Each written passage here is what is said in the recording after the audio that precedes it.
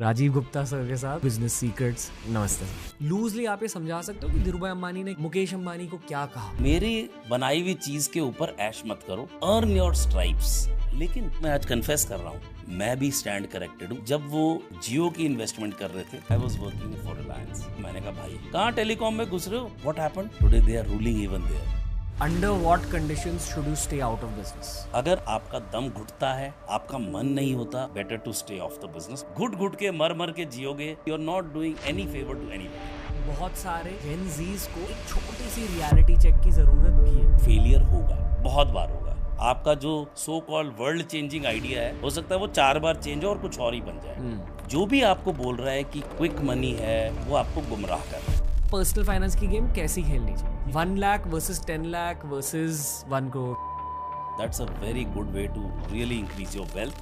Great marriages can lead to great businesses. So if your life partner is someone with whom you can share your pain and she can value add in giving you a perspective, this is one of the secrets of Gujarati businessmen being so successful.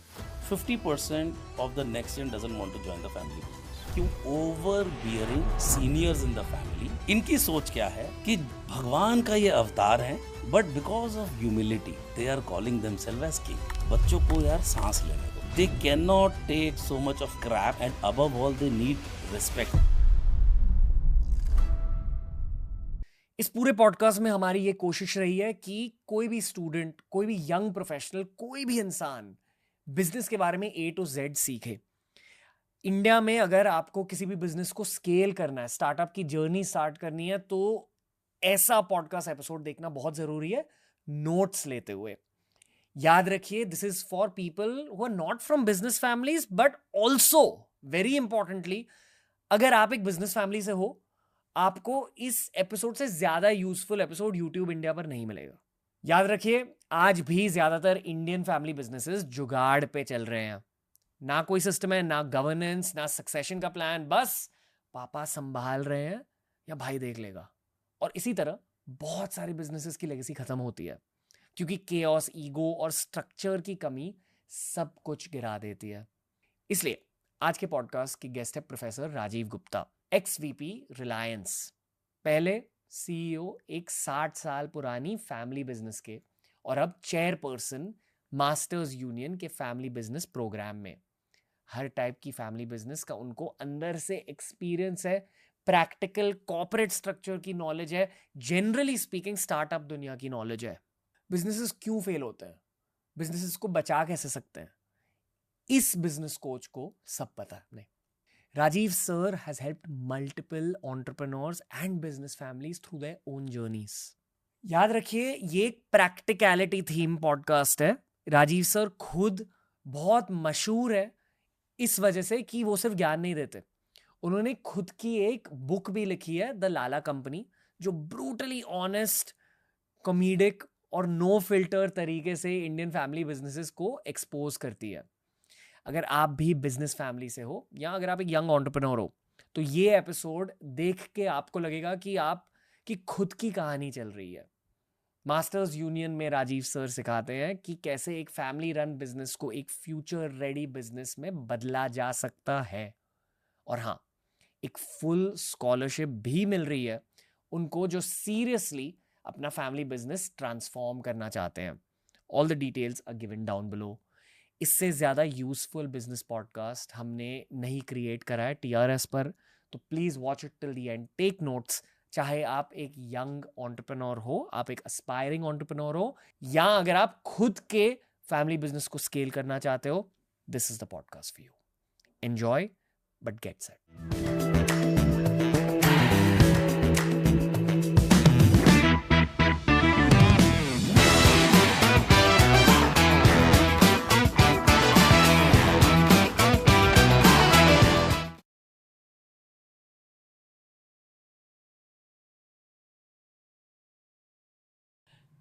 एक और notebook और pen वाला podcast Rajiv Gupta sir के साथ। Sir, आजकल ना एक craze चल रहा है ऑनलाइन कि लोगों को पैसे बनाने, लोगों को करियर गाइडेंस चाहिए, लोगों को बिजनेस गाइडेंस चाहिए। आपके पीछे हमने ऑन करी है एक नीली कलर की लाइट, मतलब टाइम फॉर बिजली MBA। Interesting. Welcome to TRS sir. Podcast की शुरुआत में हम झट से लोगों को सिखाएंगे कि लॉन्ग टर्म के लिए खुद का बिजनेस करियर कैसे प्लान करते हैं, AKA Gujju business secrets and Maadu business secrets and Sindhi business secrets. नमस्ते सर. ओके, नमस्कार. आर यू रेडी फॉर बिजली MBA? Absolutely. Okay, Bijli MBA का पहला सवाल, 3 सबसे बड़े टिप्स क्या होते हैं यंग लोगों के लिए ताकि वो लाइफ में बिजनेस खड़ा कर सके? सबसे पहला टिप ये है, कहाँ जाना है भाई, दिशा क्या है, क्योंकि दिशा ही दशा को सेट करेगी. क्यों जाना है, पर्पस क्या है, और कैसे जाना है, रास्ता क्या है. ये 3 चीजें एकदम क्रिस्टल क्लियर डॉक्यूमेंटेड होनी चाहिए. Okay, that's all. That's it. Okay, इन सारे क्वेश्चंस को और ज्यादा ब्रेक डाउन करेंगे पॉडकास्ट के दौरान. श्योर. ओके, अगला सवाल. बहुत सारे ऐसे बिजनेसेस होते हैं जो ओवर टाइम फेड अवे हो जाते हैं या उनका डाउनफॉल हो जाता है. तो सबसे कॉमन मिस्टेक क्या होती है किसी लॉन्ग टर्म सक्सेसफुल बिजनेस की? कई बार क्या होता है कि जब आदमी को सक्सेस मिलती है ना, तो वो सर पे चढ़ जाती है. वो सोचता है मेरे को सारे आंसर्स आते हैं, और जब वो कहता है कि मेरे को सारे आंसर्स आते हैं, तो उस नशे में वो कोई ऐसा हैजार्डस रिस्क ले लेता है which is not driven by data और the reality, it is driven by his ego. और उसमें क्या होता है कि एक वो जुआ खेलता है. It is very different from a business risk. और वो जुआ अक्सर ड्रिवन बाय ईगो होता है, and it is not backed by numbers, and then जो भी बिल्ड किया it falls flat on the face. End of the story. Okay, क्योंकि ये एक स्केलिंग बिजनेस स्पेशल है, फैमिली बिजनेस स्पेशल है, इसलिए आपसे सवाल ये है कि जो सक्सेसफुल बिजनेसेस है इन द लॉन्ग टर्म, उनके ओनर्स अपने बच्चों को 3 मेन टिप्स क्या देते हैं अक्सर? देखो, बच्चों को पेरेंट्स का एक ही होता है, मेहनत करो. उनको सब हमेशा ही लगता है यार हमारे टाइम में बड़ी मेहनत होती थी. फर्स्ट इज मेहनत करो. सेकंड इज ब्लाइंडली किसी को ट्रस्ट मत करो. दोस्तों को भी सोच समझ के बनाओ. और तीसरा ये है कि यार मेरी बनाई हुई चीज़ के ऊपर ऐश मत करो. अपने पाँव पे खड़े होके दिखाओ. Earn your stripes. वो हमेशा ही चाहते हैं कि ठीक है मैं तो बना के दे रहा हूँ, लेकिन मैंने इतनी मेहनत से बनाया, तुमने अपने लिए क्या किया, तुमने अलग से क्या किया. तो उनका हमेशा ये एडवाइस भी होती है और ये कंसर्न भी होता है कि जब तक ये खुद अपने पाँव पे नहीं खड़े होंगे तो मैं जो इनको देने वाला हूँ ये उसको भी नहीं संभाल पाएंगे. ओके, अभी इसी सवाल को एक्सपैंड करते हुए एक प्रैक्टिकल सवाल पूछूंगा. बिजनेस सर्कल्स में कहा जाता है कि जो अंबानी फैमिली की 3rd जनरेशन है वो बहुत केपेबल है as compared to other business families. ये क्यों कहा जा रहा है? देखिए, इसलिए कहा जा रहा है बिकॉज रिजल्ट्स आ रहे हैं. अगर आप देखो, इतना इंटेलिजेंटली बिजनेस को डिवाइड किया गया. It's not easy to divide Reliance empire, but उसको DNA ऑफ द बच्चों के DNA के हिसाब से उसको डिवाइड किया गया. गवर्नेंस मैकेनिज्म्स लगाए गए, and potential of the business and potential of the next gen को मैच किया गया. That is one. सेकेंड चीज़ ये है, रिलायंस जिस स्केल पे बैठा है, you know I use the term escape velocity. वो ऑलमोस्ट एस्केप वेलोसिटी पे है. People, process, system, governance, it's a well oiled machine. तो अगर बच्चे केपेबल नहीं होते तब भी बड़ा मुश्किल होता डिस्ट्रॉय करना. बट बच्चे केपेबल हैं, अपने ग्रैंडफादर को देखा है, अपने फादर को देखा है, मेहनत करते हुए देखा है. तो क्या होता है, जब आप बच्चे देखने से सीखते हैं, बोलने से नहीं सीखते, तो वो DNA, वो मेहनत, वो सेल्फ सेक्रीफाइस आ जाता है. That's the reason everybody is very sure that this generation is going to do well. Okay, इस पूरे पॉडकास्ट के दौरान ना सर मैं एक फर्स्ट जनरेशन एंटरप्रेन्योर के पर्सपेक्टिव से भी बात करूंगा. बिल्कुल. और जो लोग बिजनेसेस इनहेरिट करने वाले हैं अपने पेरेंट्स से, उनके पर्सपेक्टिव से भी सवाल पूछूंगा as we move forward. Okay, अगला सवाल. भारत में कहा जाता है कि सबसे ज्यादा पैसे बोरिंग बिजनेसेस में होते हैं जो ग्लैमरस नहीं है. क्यों? देखिए, बोरिंग बिजनेस क्या है आजकल के बच्चों के लिए? उसका नाम है मैन्युफैक्चरिंग. मैन्युफैक्चरिंग का मतलब फैक्ट्री में जाना, शॉप फ्लोर पे जाना, लेबर से मगजमारी करना, मशीन्स को देखना, क्वालिटी को देखना, and it is repetitive. But अगर हम MSMEs को देखें, जितने भी MSMEs हैं, you know almost 60% of them are in the manufacturing sector. तो इसीलिए ये कहा जाता है कि यार बोरिंग है, लेकिन अगर हम ज़रा ध्यान से सोचें, कौन सा देश मैन्युफैक्चरिंग के बिना बड़ा हुआ है? ट्रेडिंग के दम पे कौन सा बड़ा हो गया है? तो मैन्युफैक्चरिंग चाहिए, लेकिन उसमें मज़ा नहीं आता क्योंकि उसमें रेपिटेशन है। सो ये कहावत सही है, लेकिन नेक्स्ट जनरेशन के लिए मैं ये कहना चाहता हूँ, भाई ऐसा है, पेशेंस रखो, it is feeding your bills, it is feeding all your, जो अभी आप अच्छा लाइफस्टाइल जी रहे हो, तो उसके साथ भी चलना सीखो। हर वक्त ग्लैमरस चीज़ों के पीछे भागने की ज़रूरत नहीं होती। हाँ जी, मेरा खुद का भी एक बिजनेस है, it's a talent management company, या मीडिया एजेंसी है, बहुत ग्लैमरस कंपनी मानी जाती है, मंक एंटरटेनमेंट, ठीक है, but we have built it over 7 years और हमने घिसाई देखी है, स्ट्रगल्स, चैलेंजेस देखे हैं, एंड एट दिस पॉइंट ना एज यंग बिजनेस प्रोफेशनल्स ये पता चला है कि यार एट सम पॉइंट ना कोई ऐसा बिजनेस खोलना चाहिए जहाँ रिपीटेबिलिटी फैक्टर हो प्रोडक्ट में, where you can design a product once and keep growing it forever. ये आपने बहुत ही अच्छा बोला है, क्योंकि अगर हम कस्टमाइज चीज़ें कर रही हैं ना, जितनी बार मैन्युफैक्चरिंग में क्या है, आपका डिज़ाइन बन गया आपका, if it is a mass produced manufacturing, then you are absolutely right कि आपने मेहनत करी, then you can reap the benefits for some point of time. जो बिजनेस आपने बताया, भैया रोज़ कुआं खोदना है और रोज़ पानी पीना है, और अगले दिन कुएं की खुदाई और अच्छी तरह होनी चाहिए, क्योंकि बहुत सारे लोग आ गए हैं। So you are absolutely right. पता है सर, मुझे लगता है कि ऑडियंस भी अब तक ये समझ गई है कि जो बिजनेसेस प्रॉफिटेबल है वही कूल बिजनेसेस है आज के ज़माने में। वो फेस गया जहाँ बिजनेस का कूल होना या ना होना उनके रेज्ड कैपिटल पर डिपेंडेंट था। At this point people appreciate businesses that make money, और मैं मानता हूँ कि भारत में, मॉडर्न डे भारत में 99% of the profitable businesses are repeatability based. बिल्कुल ठीक है। एक ऐसी चीज़ जो आप दोहरा सकते हो, राइट, हर दिन, हर साल, and then learn to scale it. Yes absolutely, fair to say, बिल्कुल ठीक है। उसकी कोचिंग देंगे आज। Okay, moving on. हमारे देश के सबसे आइकॉनिक ग्रुप का नाम है टाटा ग्रुप। 160 सालों के लिए वो प्रॉफिटेबल रहे हैं। they've grown their overall group of businesses. तो उनकी 3 बिजनेस सीक्रेट्स जानना चाहूँगा। ठीक है, आई थिंक ग्रेट क्वेश्चन। पहली चीज़ ये है कि टाटा की जो पूरी फैमिली रही है, right from founder till Ratan Tata, कभी भी मालकियत वाली फीलिंग ही नहीं थी, कस्टोडियनशिप। भैया मैं कस्टोडियन हूँ अगली जनरेशन का, मैं मालिक नहीं हूँ इसका कि मेरे को ऐश करनी है, फर्स्ट। सेकंड थिंग, जो सोसाइटी के लिए गिव बैक वाली चीज़ है, अब हम लोग CSR आ गया 2% दे दो, उस समय कोई रूल नहीं था, but way back 70 years back, there was a crash in the factory for women. There were benefits that did not exist in corporate India जो टाटास देते थे. So concern for society, give back to society and take care of your employees. ये जो 3 building blocks रहे उनके, but I will add a 4th one. Business कहीं भी जाए, वैल्यू सिस्टम से zero compromise. And I can tell you from my friends who work with Tatas, कई बार वो कहते हैं यार speed money, you understand what is speed money. वो कहते हैं भाई ऐसा कोई बात नहीं, स्लो कर लेंगे, पैसा नहीं देंगे. So to be able to stand ground कि ठीक है यार बिजनेस का लॉस होगा कोई बात नहीं, मैं रहूँगा, वैल्यू सिस्टम. तो ये 3 के आपने 3 बोले, मैंने चौथा भी ऐड कर दिया. I think that is very rare. और अगर ये वैल्यू सिस्टम्स मेंटेन हो जाते हैं, I think this company is there for eternity. और ये लेसन सबको सीखना चाहिए. सब्र और शुक्र. सब्र और शुक्र. Yeah, I like it. Yeah, that's very nice. Yeah. Okay. एक और हाइपोथेटिकल प्रैक्टिकल सवाल.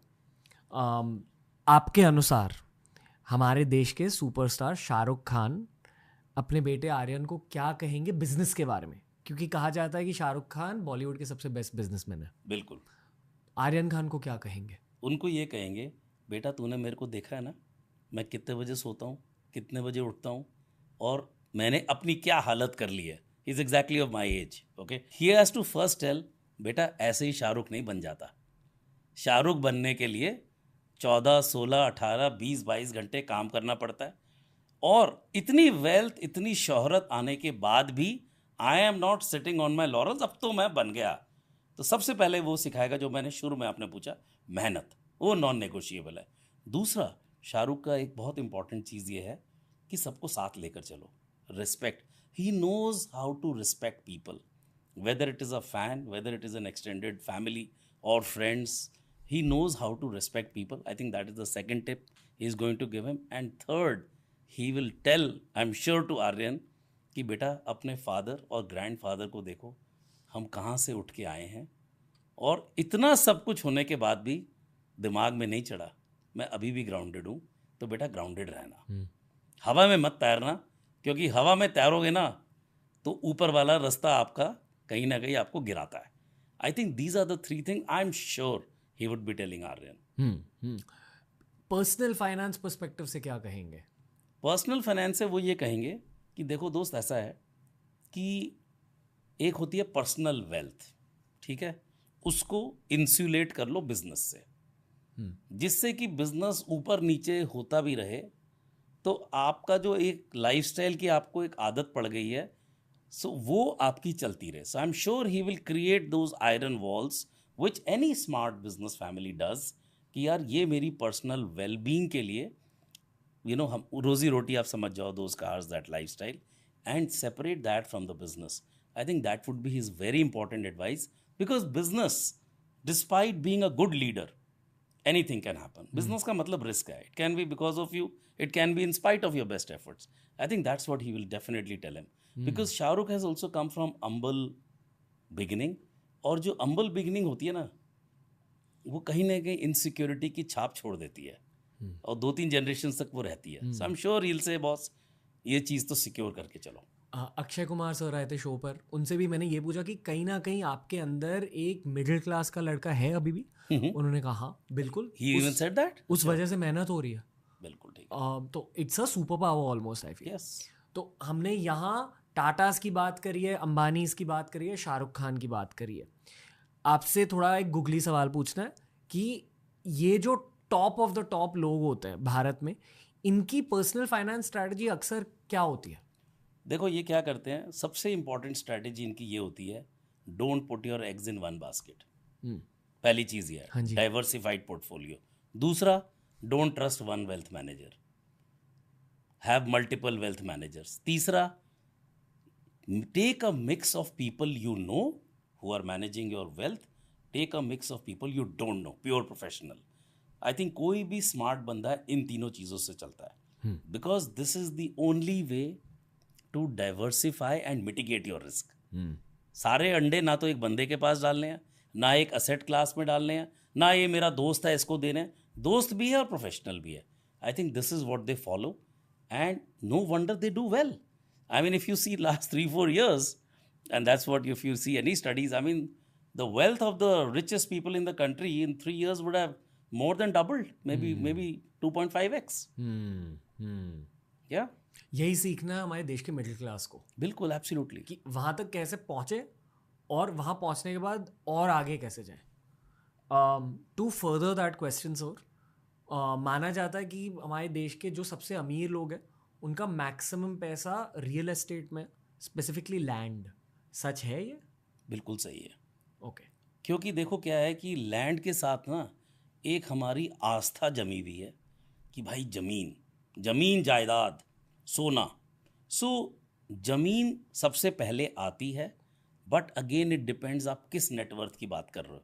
If you are talking somebody with multi-thousand crore, you know, sort of asset base, then he would have maybe 25-30% in the land and in others. You get my point? But जिसकी net worth थोड़ी कम है, maybe the proportion of land may be higher in that. क्योंकि इंसान के दिमाग में ये घुसा हुआ है, क्यों ज़मीन में है, ये बड़ा इंपॉर्टेंट है. एक तो ज़मीन को बेच के नहीं खा सकते. आज मेरा खर्चा आया तो you are forced, it's a forced locking. दूसरा, सबको पता है कि God has stopped making land, और बढ़ेगी. वाह. तो भैया ज़मीन में लगाओ, देर आए दुरुस्त आए, लेकिन चौखी इन्वेस्टमेंट है, तो इसलिए डालते हैं. But as I said, once you reach a very high level, because then you also get wealth advisors who will explain you कि सर लैंड के अलावा भी अदर एसेट क्लासेस हैं. But up to a certain net worth, I am saying say about 50% or maybe closer to 50% would be in land.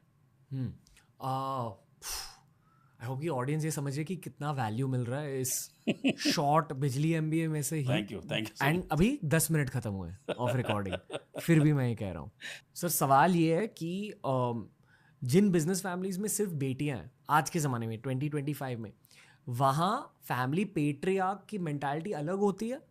क्या हो रहा है, reality क्या है भारत में?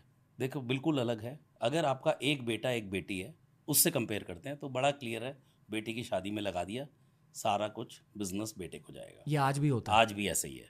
इसीलिए मैं हमेशा बोलता हूँ, आपने तो ये सोच लिया कि यार बेटी को शादी में जो देना था दे दिया, 5 साल बाद वो उठ के आ गई, लॉ तो कहता है उसका 50% है, तो लड़ाई आप लगवा रहे हो तो क्लैरिफाई कर दो। लेकिन आपका क्वेश्चन अलग है। अगर 2 बेटियां हैं, उसमें 2 तरीके की जो बिजनेस ओनर्स इतों से मैं बात करता हूँ, एक बोलते हैं भाई ऐसा है, दोनों बेटियां हैं, एक बेटी बिजनेस में इंटरेस्टेड है, एक नहीं है, लेकिन शेयर ऑफ द बिजनेस दोनों को बराबर दूंगा। दूसरी वाली इज़ अ म्यूजिशियन, दूसरी वाली इज़ अ टीचर, दूसरी वाली is doing research in America, share दोनों को बराबर मिलेगा। अब आ जाती है बात चलाने की। कुछ लोग कहते हैं मैं सन इन लॉ को इन्वॉल्व कर लूँगा, I have no problem, but काफ़ी बिजनेस फैमिलीज खासकर हमारी कम्युनिटी की, वो कहती है ना भाई, सन इन लॉ अपना काम करेगा, बेटी अपना करेगी, गवर्नेंस मैकेनिज्म लगा दूंगा, इन लॉज को नहीं घुसने दूंगा बिजनेस में, ये बड़ा क्लियर है। सो व्यू बड़ा क्लियर है उनका कि अगर बेटियां हैं उनको शेयर दिया जाएगा और वो बिजनेस को चलाएं, चाहे एक चलाए चाहे 2 चलाएं, और दोनों बेटियों को बराबर मिलेगा। तो एथिकल और लीगल एंगल ये है कि एग्जैक्ट करेक्ट बंटवारा होना चाहिए। चाहे लड़के लड़की, अगर 2 लड़के हैं और 1 लड़की है तो 1/3 है, एक लड़का एक लड़की है तो 50-50 है। और अगर नहीं करना ऐसा, देखिए मैं ये कह रहा हूँ लॉ कुछ कहता है, लेकिन कुछ नॉर्म बने हुए हैं हमारे कल्चर में एक है कि यार अब एक घर में, जैसे एग्जांपल है, मेरे फादर का एक पूरा घर है, पूरी बिल्डिंग है, और वो कमर्शियल हो गई। अब माँ बाप तो मेरे साथ ही रह रहे हैं ना, तो बेटी कहाँ से आएगी, उसको तो दे दिया मैंने, तो मेरे नाम पे ही होगी ना। मैं एक घर का एग्जांपल दे रहा हूँ, ऐसी बिजनेस का बेटा संभाल रहा है ना, उसकी तो शादी हो गई। पर मैं ये कह रहा हूँ लॉ जब से चेंज हुआ है, और मैं हर एक बिजनेस फैमिली से, बिकॉज इस कोर्स में भी अदरवाइज कंसल्टिंग, मेरे से सबसे पहले मैं पूछता हूँ भाई ऐसा है, विचार बनाया कि नहीं, सोचा नहीं इसके बारे में, क्यों नहीं सोचा भाई, सोचो, डिस्कस करो, डॉक्यूमेंट करो और कन्वे करो कि ये प्लान है, बेटी को नहीं दूंगा, या 50% नहीं दूंगा, 25% दे दूंगा क्योंकि बेटा चला रहा है। It has to be fair and equitable. देखिए एक वर्ड है इक्वल और इक्विटेबल, इक्वल की बात नहीं हो रही है, it has to be equitable, means it has to be fair, it has to be based on some formula और some method, it can't be arbitrary. ये बहुत ज़रूरी है लड़कियों के मामले में, क्लैरिटी होनी चाहिए। अगर बाई चांस आपके मन में ऐसा है, सबकॉन्शियस माइंड में, कि बेटी को 50% नहीं देना, तो ये क्लियर होना चाहिए क्यों नहीं देना। आई वंडर कि ऐसी लड़कियां क्या सोच रही है। I am dead sure that according to them it's a no brainer कि मेरे हैं 50%, इट्स अ नो ब्रेनर। आज की जनरेशन, जेन जी या जेन एक्स की आप बात करो, जेन Y, they know the law. And like in my house, I have daughters, we can't even talk about equality. मतलब they are saying वो बात क्यों कर रहे हो, मतलब कुछ मन में है क्या कि इक्वल नहीं है? Do you get the drift? ये क्वेश्चन ही क्यों है कि बराबर है? Of course बराबर है. So I am sure, so this is a very important thing Ranveer, कि पेरेंट्स शायद सोच रहे हैं अरे नो ब्रेनर है, बट बेटे का है, और बेटी का सोच रही है नो ब्रेनर है, 50% मेरा है। कितना बड़ा रिफ्ट है, और आप बीज बो रहे हो किसके, बवाल होने के, जो हर बिजनेस फैमिली में होता है। सो इसको सॉर्ट आउट करना, फिक्स करना बहुत जरूरी है। अमेरिका, यूरोप में क्या होता है? It's exactly like this. there's no difference? There's no difference. The inheritance is same for the children, but it's driven by your will. It's driven by, if there is no will, so for example, I can choose to give X or Y percentage, but this discrimination against the female children is far more rampant in India as compared to the Western countries. बदलेगा ये? बिल्कुल बदलेगा। Next generation business owner से जिनसे मैं बात करता हूँ, देखो अब क्या हो रहा है रणवीर, ये भी एक reality, I can't say sad reality, but lot of separations are happening, divorces बहुत हो रहे हैं। तो बिजनेस ओनर क्या सोचता है कि यार मेरी लाइफ टाइम में हो सकता है नहीं हुआ डिवोर्स, क्योंकि 20 साल बाद भी हो रहे हैं, 15 साल बाद भी हो रहे हैं। एक तो ये, दूसरा वो ये कहते हैं मेरी बेटी, in many cases they are not working financially. हर एक बाप की एक इच्छा होती है, मेरी भी इच्छा है कि यार मेरी डॉटर्स जो है ना फाइनेंशियली इंडिपेंडेंट हो। अगर किसी फैमिली में वो रह रही हैं, इसलिए नहीं रह रही कि उनका रोजी रोटी, वो चॉइस से रह रही हैं, प्यार के लिए रह रही हैं, फैमिली के लिए रह रही हैं। सो इसीलिए to answer your question, increasingly I am seeing the fathers also thinking नहीं यार, जैसे पहले तो जीरो था ना, शादी कर दी तो सब बेटे का 100%।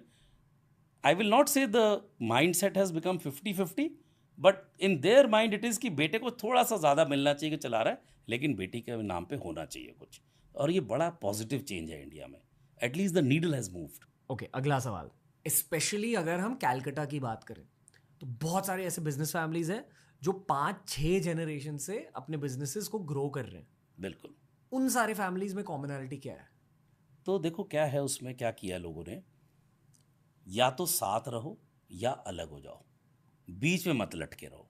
सो मैं एग्जांपल देता हूँ, भाइयों की जमरी है, प्यार है, सेक्रीफाइस कर दोगे, साथ रहो। झगड़ा हो रहा है, फादर कहेगा बेटा अलग हो जाओ। मतलब हर जनरेशन के साथ ये हर गेज किया जाता है। हर जनरेशन के साथ अलग। So if you see, same brand name के मेरे दादाजी के भाई के बेटों का भी ये ब्रांड है, मेरे दादाजी के उस वाले फैक्शन का भी ये ब्रांड है। So they may not have change the brand name, but they have divided the business over such a period of time. हमको लगता है वो एक फैमिली है, but there are various factions of the family, because they understood, they had the vision कि साथ रहोगे तो बर्तन बजेंगे, तो भैया इनको सेपरेट आउट कर दो, कोई लड़ाई नहीं हो। Option 1। Option 2, in rare cases, so suppose there are 4 factions of the family, तो हो सकता है 4 पार्ट नहीं हो, 2 इकट्ठे जिनमें प्यार है वो साथ हैं, और 2 फैक्शन अलग हैं। सो इसका ट्रिक ये है विजुअलाइज करना कि साथ रह सकते हो कि नहीं, नहीं रह सकते डिवाइड कर दो, सेपरेट हो जाओ, नहीं तो प्यार के साथ चलाओ। दिक्कत क्या है, प्यार से रहेंगे मेरे बच्चे, ये आपकी सोच है और खून के प्यासे हुए हैं, that is the problem. But lot of the Calcutta businessman are from Marwar, the Shekhawat region और Jains, who gone from there. उनमें है ये वाली बुद्धि कि यार नहीं, फोरसाइट है, that's where they are survived across generations. Futuristic हैं, पोटेंशियल प्रॉब्लम को देख लेना, समझ लेना, डिनाई नहीं करना। देखो क्या होता है ना कि झूठ आदमी सबसे ज़्यादा अपने आप से बोलता है। वो अपने आप से झूठ नहीं बोलते, उनको पता है भाई नहीं जमेगी भाइयों की, बिजनेस को तो चलाना है ना, तो अलग करो यार। वैसे तो मैं भी कुछ कहना चाहता हूँ अब नेक्स्ट सवाल के बारे में, बट आपसे एक सवाल पूछूंगा। आपने इतने सारे बिजनेस फैमिलीज को स्टडी करा है, तो मारवाड़ी बिजनेस फैमिलीज और गुजराती बिजनेस फैमिलीज में फ़र्क क्या होता है? ओके, लोगों को दूर से लगता है एक जैसे से हैं। कॉमनैलिटी ये है, हिसाब किताब में, मैथमेटिक्स में अव्वल दर्जे के हैं, फाइनेंशियली प्रूडेंट हैं, लाइफस्टाइल बिल्कुल सेम जैसी है, देखने में सेम है लेकिन बड़े डिफरेंसेस हैं। So I will say that Marwari businessman are more methodical. जैसे पढ़ता सिस्टम है, वो बिरलाज ने निकाला है। पढ़ता मतलब भैया शाम को घर जाते वक्त बता देना क्या अंदर आया आंटी में मेरी, ठीक है। So they are much more methodical, much more systematic. Gujaratis, on the other hand, are, I think, more liberal, more adaptable. Second difference is Marwadis are very, very traditional, very hierarchical. Gujaratis, I find, are slightly more liberal. And I think, this is my guess, because when I see almost every Gujarati family has somebody in Atlanta or that region of America. So there's a lot of westernization. Whereas Marwari लोगों के ऐसा नहीं है कि बच्चे बाहर नहीं है, बट उनका काफ़ी बिजनेस इंडिया में ही सीमित है। So these are some of the differences. Gujaratis I find more liberal, more broad minded, risk appetite दोनों में है, एंड मेथोडिकल मेरे को लगता है मारवाड़ी लोग थोड़े ज़्यादा हैं। एक सुपर पावर है जो मैंने गुजराती बिजनेस फैमिलीज में नोटिस करा, और ऑनेस्टली हर गुजराती हाउस होल्ड में नोटिस करा। मेरी मम्मी भी गुजराती है, so I seen it up close. Okay, super power ये है कि Gujarati women are fantastic at running families as well as running businesses. Wow. And ये मैंने हमेशा नोटिस करा है कि even if they are not actively taking part in the business, वो अपने हस्बैंड्स को डिटेल में गाइड करते हैं if the marriages are lasting. That's the other angle. But I think at least in my eyes when it comes to Gujarati business families, जो family की matriarch है, female है, they always have a role to play a little bit in business. ये मैंने notice करा है. I don't know about it. This is an amazing thing, and therefore my hypothesis, this is just from observation, that Gujaratis I find more liberal, more broad-minded. Maybe it is coming from there.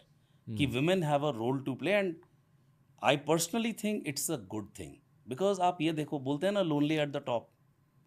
एक business owner अपना रोना किसके पास जाके रोए? अपना दर्द किसको बताए? एम्प्लॉय को? वो तो मैनिपुलेट कर देगा. So if your life partner is someone with whom you can share your pain, and she can value add in giving you a perspective, like you talked about your mother. And I think maybe this is one of the secrets of Gujarati businessmen being so successful. Honestly sir, अभी मेरे business career के almost 10 साल खत्म हो चुके हैं. If I want to get romantically involve with anyone, ये मेरी कंडीशन होती है. I should be able to talk work with the person. अच्छा, बहुत ज़रूरी है ये. Okay, amazing. या तो एंड आई जेन्युइनली फील कि दुनिया भर की औरतें स्ट्रैटेजी बहुत तगड़ी बनाती है. They great strategist.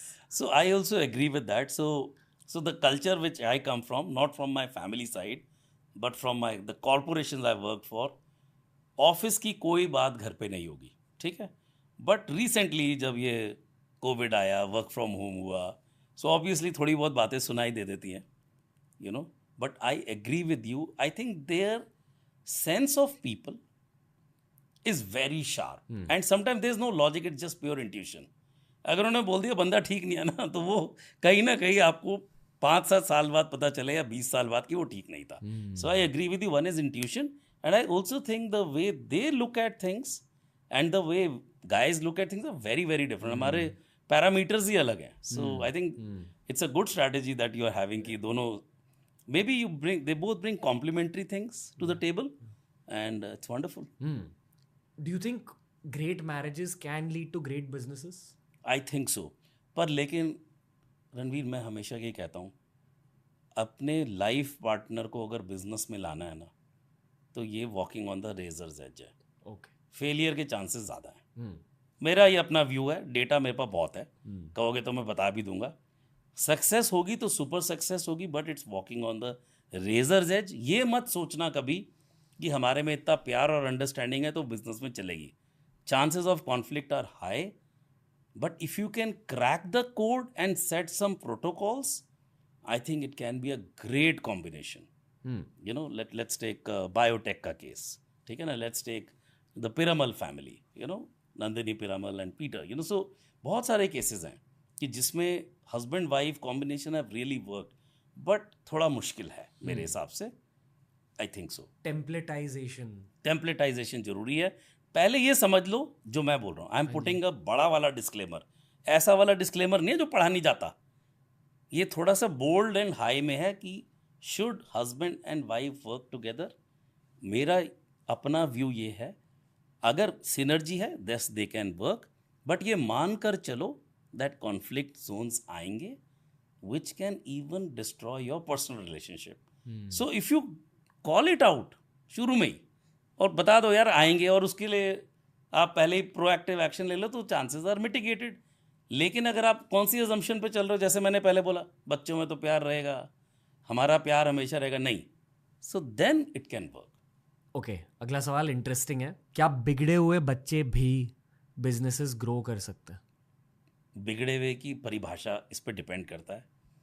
अगर आप ऑफिस में आ जा सकते हो, बोर्ड मीटिंग अटेंड कर सकते हो विदाउट गिविंग इट अवे, तो चला सकते हो. या आई एम सेइंग कि अगर आप बिगड़े हुए हो और वो बिगड़े वाली चीज को, जैसे जैसे मैंने बोला आयरन वॉल है, भाई मैं जो भी करूं मेरे पर्सनल टाइम में तनु की, मैं गाड़ी चलाता हूं, मैं ये करता हूं, वो करता हूं, but if I show up in a board meeting and I sleep of, और इफ आई एम डिस्ट्रैक्टेड, या टॉपिक ए हो रहा है बी हो रहा है, ऐसे भी केसेस मैंने देखे हैं, then better to stay off the business, professionalise कर दो. Does that answer the question? या एक और सवाल है, under what conditions should you stay out of business? अगर आपका इंटरेस्ट नहीं है, आपका दम घुटता है, आपका मन नहीं होता और आप में कुछ और करने की आग है, बिजनेस में बिल्कुल मत आओ। प्रोफेशनलाइज कर दो, सिस्टम प्रोसेस अच्छे खासे टेम्पलेट्स अवेलेबल हैं और एनफ एंड मोर एग्जांपल्स हैं कि सिर्फ खून ही नहीं चला सकता, दूसरा भी चला सकता है। बिल्कुल मत आओ, घुट घुट के मर मर के जियोगे, अपना भी बर्बाद कर रहे हो, बिजनेस को भी। You are not doing any favour to anybody. Okay, ताकि और भारतीय भारत का सच जाने, इसलिए मैं आपसे ये पूछूंगा कि दिल्ली के अमीरों और मुंबई के अमीरों में फर्क क्या होता है? टची सवाल है। तो दिल्ली के अमीर थोड़े लाउड होंगे, वड्डी वड्डी गड्डियाँ होंगी, थोड़े शोशेबाजी होगी, थोड़ा लड़कियों को दिखाना, इम्प्रेस करना। बॉम्बे के रईस थोड़े सटल होंगे, they will also have longer car, but the music will not be blaring with the mirrors down. If they go to a high-end restaurant, they won't be boisterous. And I've seen in Mumbai, like there are some places you would also know जहाँ पे table छोड़ो, seat नहीं मिलती weekend में, and they'll say, look, this section is reserved for me. That's their way to show off. But they will not make a हल्ला गुल्ला. So Delhi के अमीर शोशा करेंगे और देखेंगे भाई देखा कि नहीं, मैंने इतना हल्ला किया, मैंने इतनी बड़ी गाड़ी में आया। बॉम्बे वाला अपने में सेल्फ कंटेन्ड है, ठीक है, and he will not be so loud and he is not peeping कि किसी ने देखी कि नहीं मेरी गाड़ी। सो ये डिफरेंस है। It's a big cultural difference between Delhi and Mumbai. पर कोई बिजनेस ओरिएंटेड डिफरेंसेस हैं? बहुत डिफरेंस है, बहुत डिफरेंस है। मैं ये सोचता हूँ कि बॉम्बे में सच ज़्यादा है। Sorry, born Delhiite working in Delhi. Bombay में सच ज़्यादा है। बॉम्बे में सीधी सपाट भाषा है, सेठ ये नहीं हो पाएगा। दिल्ली में थोड़ा सा ओवर प्रॉमिस अंडर डिलीवर है। बॉम्बे में आई विल नॉट से under promise and over deliver है, जो डिलीवर है वही प्रॉमिस, जो दिखता है वही है। So I think ethical, it's much easier to do business in Bombay because what you see is what you get. I think it's very big difference. Sir, एक और भारत सेंट्रिक सवाल है, और ये डिस्कशन ना मैंने मुंबई में सुनी है अक्सर। डिस्कशन ये है कि यार ऐसा लगता है कि टीयर 2 सिटीज़ में मनी पोटेंशियल ज़्यादा है, और बहुत सारे लोग कहते हैं कि बहुत सारा पैसा भरा पड़ा है टीयर 2 में, क्योंकि स्पेंडिंग हल्के से कम होती है tier 2 tier 3। Is this true कि earning potential is higher in the interiors of India? So देखो, इसका आंसर पता क्या है कि आदमी का जो एक्सपीरियंस है ना, it is based on expectation versus reality. अब टीयर 2 से आप एक्सपेक्ट इतना कम करते हो, वहाँ थोड़ा बहुत भी होता है, बड़े हल्ले करने लग जाते हैं। You get my point. But गाड़ियाँ ज़्यादा कहाँ बिकती हैं, टीयर 2 में या टीयर 1 में? लग्जरी कार्स ज़्यादा कहाँ बिकती हैं? अगर दिल्ली में 200 यूनिट बिकेंगे एक कार के, और अगर इंदौर में 20 बिकेंगे, तो वो 20 ज़्यादा दिखेंगे, क्योंकि मैं एक्सपेक्ट वहाँ से 10 कर रहा हूँ। So that is one thing. Tier 1 still has more money, but yes, the wealth is percolating down. So 5 years, 10 years back, if you see the luxury car network or dealership, consumer durable network or luxury brands network, it wasn't there so much. इतने fancy showrooms tier 2 tier 3 में नहीं थे, आज viable हो रहे हैं। But to से कि टीयर 2 में ज़्यादा पोटेंशियल ऑफ ग्रोथ नेचुरली ज़्यादा है, क्योंकि डिनोमिनेटर कम है। अगर एक चीज़ का डिनोमिनेटर कम होगा, सैचुरेशन कम होगी, तो पोटेंशियल ज़्यादा है। But as of today, tier 1 definitely is larger and a bigger market than tier 2 tier 3। Okay sir, बिजली एमबीए का एक आखिरी सवाल ये है कि बहुत सारे जेन जीज को $multi-million करियर्स चाहिए, बट एक छोटी सी रियलिटी चेक की ज़रूरत भी है। Please shed light on the time required, and please tell us कि किन चीज़ों का बलिदान देना पड़ता है in the pursuit of making $multi-million businesses. So सिर्फ एक ही मेरी एडवाइस है जेनजी को, because I also sit in some of the startup contests, कि उनको ऐसा लगता है कि ऐसे ही हो जाती हैं चीज़ें, because media is probably trying to tell them this. So one, I want to tell them, मेहनत करनी पड़ती है, नंबर 1। नंबर 2, फेलियर होगा, बहुत बार होगा। नंबर 3, पिवट करना पड़ेगा। आपका जो so called world changing idea है, हो सकता है वो 4 बार चेंज हो और कुछ और ही बन जाए। नंबर 4, जो भी आपको बोल रहा है कि क्विक मनी है, जल्दी बिलियनियर बन जाओगे, वो आपको गुमराह कर रहा है। There can be, see, an exception cannot be the rule. IIT में 1 करोड़ की सैलरी मिलती है। Again, statistics are fooling us. So I want to tell them, patience रखनी पड़ेगी, हार भी होगी, खून भी निकलेगा, चोट भी लगेगी, हर्ट भी होगे, सेल्फ कॉन्सेप्ट भी चैलेंज होगा. That is the part of the journey. And that's what I see, you know, whatever Gen Z I interact with, 3 या 4 फेलियर होते हैं ना तो बड़ा लो हो जाते हैं और वो किसी को बता भी नहीं पाते अपना दर्द. You know, I can see कि they are feeling lost inside, they are not feeling confident. Where have I goofed up? वो तो मल्टी मिलियनर बन गए. कितने बन गए भाई? पेशेंस रखो, जल्दी का काम कोई नहीं है. और अपने दिमाग दिल से फियर ऑफ जजमेंट हटाओ. एब्सोल्युटली. बेशरम बनो थोड़े से. और जल्दी क्या है? जल्दी पे काहे की है प्यारे? बन जाना 30. जरूरी है मल्टी मिलियनर 30 में ही बनना है? 40 में बन जाना. यू नो, आई मीन, ये जो इतना प्रेशर अननेसेसरी क्रिएट किया हुआ है. And Ranveer, I think through your this forum I want to say that मैं ये सोचता था कि हमारी जनरेशन में बड़ा कंपटीशन है, बट आई थिंक जेन ज़ी का जो प्रेशर है, and it's not merely because of Instagram pictures, you know, that's one piece, but it's also about, and it's not about jealousy, it's about मैंने क्या गलती कर दी, that other person did right. So I want to tell them, ये जो आपने बोला कि जजमेंटल मत हो, हर एक की जर्नी अलग है, हर एक का रास्ता अलग है. सारे फैक्टर्स को लगाओ ना यार, तभी like to like, apple to apple तभी कंपेयर होगा ना. Maybe you're not building in all the factors and just destroying your self-concept, self-respect, self-confidence. ऐसा नहीं है. पता है, ये आपने सुना ना कि शॉर्ट अटेंशन स्पैन्स हो गए हैं सबके, रील्स की वजह से, शॉर्ट्स की वजह से. I think it applies heavily on Gen Z careers also. ये स्किल डिफरेंस है. मिलेनियल्स में, आपकी जनरेशन में फोरसाइट होती थी कि okay, let me visualise what 20 years from now will look like, what 40 years will now from look like. That combined with ये सब fear of judgment, getting overwhelmed by the pressures around, Yeah. थोड़ी मजबूती की ज़रूरत